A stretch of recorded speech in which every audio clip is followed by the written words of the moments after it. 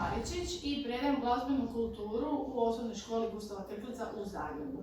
Ovo komedije su moji osmaši koji su ove godine imali zadatak proučiti dijela našeg poznatog pjesnika Tadijanovića i proučavali su pjesme zbirke Srebrna svirala i odlučili smo napisati za projekat škole Bećarac.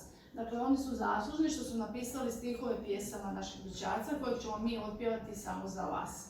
Evo, nadam se da ćete uživati. Lijepi pozdrav iz osnovne škole Gustava Krkleca i mog 8. B.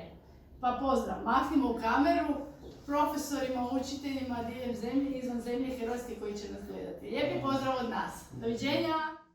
U godini naša škola Gustava Krkleca imala je projekt Hrvatski velikani. Naši učenici imali su zadatak da napišu Tekst o piscu Dragutinu Tadijanoviću. I tako smo došli na ideju da osmislimo Bećarac! Slavonijo, nisi tako mala, vidi kakvog dragu si nam dala. Mirko i Manda iz malog sokaka daše nama hrvatskog junaka. 1, 2, hop sa sa!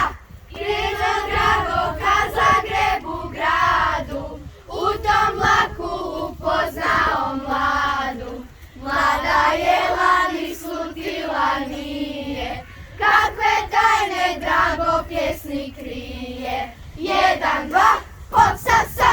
Izraz dušja davno je poteko, a Nobel mu 2 puta uteko. Tuga nam sad u srcima vlada, znaju ga svi nekada i sada. 1, 2, hop sa sa!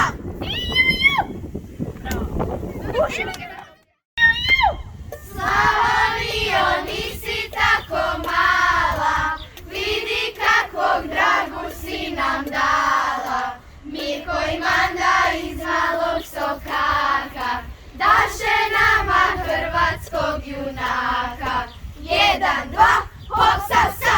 Kredo drago ka Zagrebu gradu, u tom vlaku upoznao mladu.